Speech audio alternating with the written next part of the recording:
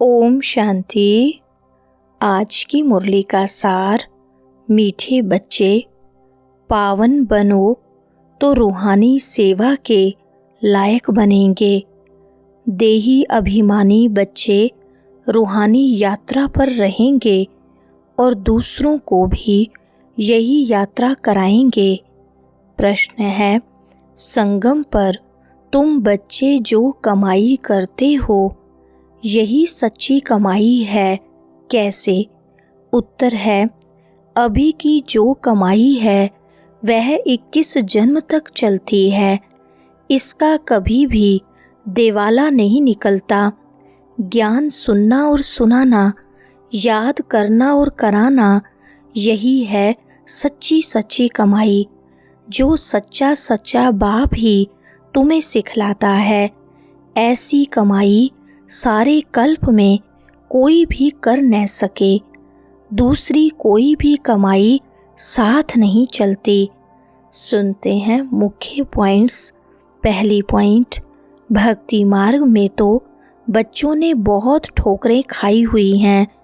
भक्ति मार्ग में बहुत ही भावना से यात्रा करने जाते हैं, रामायण आदि सुनते हैं, ऐसे प्रेम से बैठ कहानियाँ सुनते हैं जो रोना भी आ जाता है।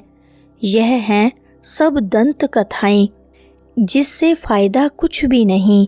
पुकारते भी हैं, हे पतित पावन आओ, आकर हम दुखी आत्माओं को सुखी बनाओ। यह नहीं समझते कि आत्मा दुखी होती है, क्योंकि वह तो आत्मा को निर्लेप कह देते हैं। समझते हैं आत्मा सुख दुख से न्यारी है। यह क्यों कहते हैं? क्योंकि समझते हैं परमात्मा सुख दुख से न्यारा है, तो बच्चे फिर सुख दुख में कैसे आएंगे? इन सब बातों को अब बच्चों ने समझा है। दूसरी पॉइंट, इस ज्ञान मार्ग में भी कभी ग्रहचारी बैठती है, कभी कुछ होता है, कभी प्रफुल्लित रहते, कभी मुरझाया हुआ चेहरा रहता है। यह होती है माया से लड़ाई। माया पर ही जीत पानी है। जब बेहोश होते हैं तब संजीवनी बूटी दी जाती है, मन मना भव। भक्ति मार्ग में चहचटा बहुत है। देवियों की मूर्तियों को कितना श्रृंगारते हैं, सच्चे जेवर पहनाते हैं। वह जेवर तो ठाकुर की प्रॉपर्टी हुई। ठाकुर की प्रॉपर्टी सो पुजारी व ट्रस्टी की हो जाती है। तुम बच्चे जानते हो कि हम चैतन्य में बहुत हीरे जवाहरातों से सजे हुए थे।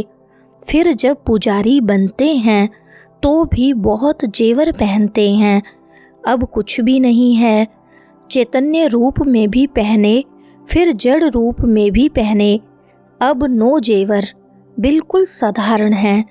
तीसरी पॉइंट, बाप कहते हैं मैं साधारण तन में आता हूँ, कोई राजाई आदि की ठाट बाट नहीं है। सन्यासियों के भी बहुत ठाट बाट होते हैं। अभी तुम समझ गए हो बरोबर सतयुग में कैसे हम आत्माएं पवित्र थी, शरीर भी हमारे पवित्र थे। उनों का श्रृंगार भी बहुत अच्छा रहता है। कोई खूबसूरत होते हैं तो उनको श्रृंगार का भी शौक रहता है। तुम भी खूबसूरत थे तो बहुत अच्छे अच्छे जेवर पहनते थे, हीरों के बड़े हार आदि पहनते थे। यहाँ हर चीज सावरी है। देखो गौएं भी सावरी होती गई हैं। बाबा जब श्रीनाथ द्वारे गया था तो बहुत अच्छी गौएं थी। श्री कृष्ण की गौएं बहुत अच्छी दिखाते हैं। यहाँ तो देखो कोई कैसे हैं, क्योंकि कलयुग है। चौथी पॉइंट, तुम बच्चे विश्व के मालिक बनते हो। तुम्हारी सजावट भी वहाँ ऐसी सुंदर रहती है। विचार करो, गौएं तो जरूर होनी चाहिए। वहाँ की गौओं का गोबर भी कैसा होता होगा, कितनी ताकत होगी। जमीन को खाद चाहिए ना, खाद डाली जाती है तो अच्छा अनाज पैदा होता है। वहाँ सब चीज़ें अच्छी ताकत वाली होती हैं। यहाँ तो कोई चीज़ में ताकत नहीं है। हर एक चीज़ बिल्कुल ही पावरलेस हो गई है। बच्चियाँ सूक्ष्म वतन में जाती थी, कितने अच्छे अच्छे बड़े फल खाती थी, शूबी रस आदि पीती थी। यह सब साक्षात्कार कराते थे। माली वहाँ कैसे फल आदि काट कर देते हैं। सूक्ष्म वतन में तो फल आदि हो न सके, यह साक्षात्कार होता है। 5वीं पॉइंट, वैकुंठ तो फिर भी यहाँ होगा ना। मनुष्य समझते हैं वैकुंठ कोई ऊपर में है। वैकुंठ न सूक्ष्म वतन में न मूल वतन में होता है, यहाँ ही होता है। यहाँ जो बच्चियाँ साक्षात्कार करती हैं वह फिर इन आँखों से देखेंगे।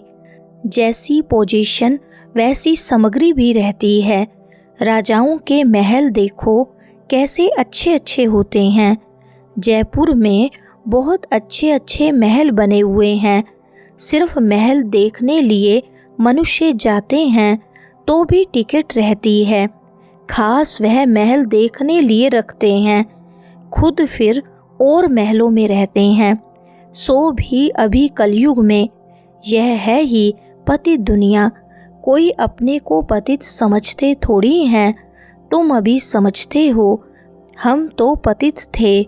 6 पॉइंट, यहाँ भल अमेरिका आदि में फर्स्ट क्लास महल हैं, परंतु वहाँ की भेंट में यह तो कुछ नहीं है, क्योंकि यह तो अल्पकाल का सुख देने वाले हैं।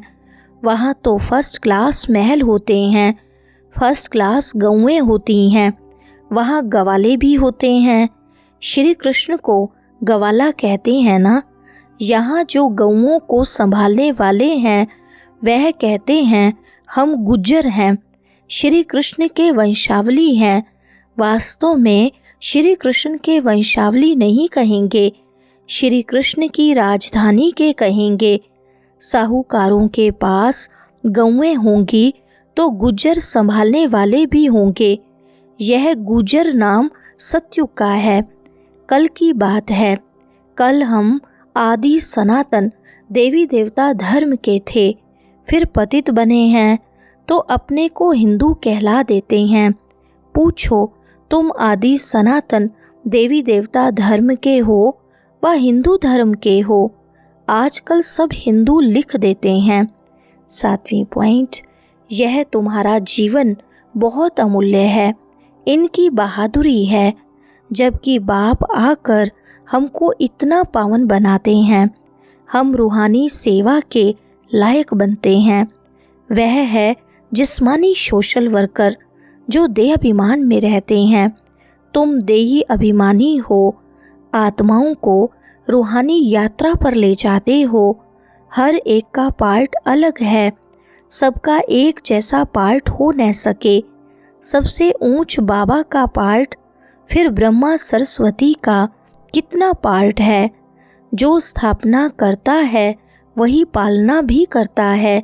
यहाँ सिर्फ शिव बाबा शरीर का लोन लेते हैं। पतित शरीर पतित दुनिया में आकर सेवा करते हैं।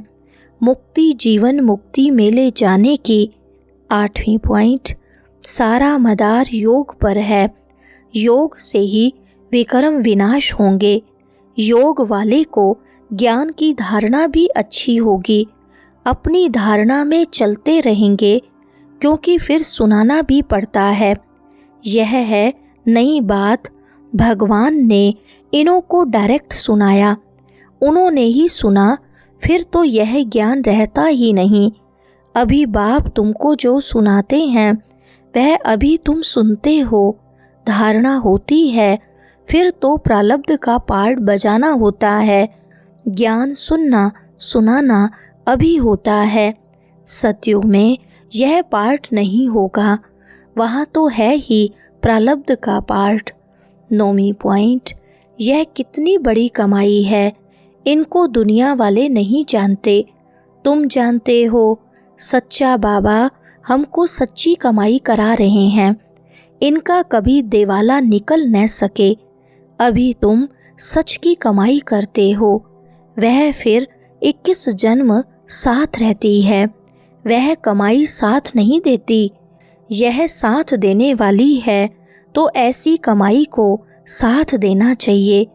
तुम्हारे में भी घड़ी घड़ी कोई भूल जाते हैं, बाप और वर्षे को भूलना नहीं चाहिए। जिस बाप से 21 जन्म का वर्षा मिलता है, 21 जन्म निरोगी काया रहती है, बुढ़ापे तक अकाले मृत्यु नहीं होती। वरदान है, शरीर को ईश्वरीय सेवा के लिए अमानत समझकर कार्य में लगाने वाले नष्टो मोहा भव। विस्तार है, जैसे कोई की अमानत होती है तो अमानत में अपनापन नहीं होता, ममता भी नहीं होती है, तो यह शरीर भी ईश्वरीय सेवा के लिए एक अमानत है। यह अमानत रूहानी बाप ने दी है, तो जरूर रूहानी बाप की याद रहेगी। अमानत समझने से रूहानियत आएगी, अपनेपन की ममता नहीं रहेगी। यही सहज उपाय है निरंतर योगी नष्टो मोहा बनने का। तो अब रूहानियत की स्थिति को प्रत्यक्ष करो। स्लोगन है, वानप्रस्थ स्थिति में जाना है तो दृष्टि वृत्ति में भी पवित्रता को अंडरलाइन करो। अच्छा, ओम शांति।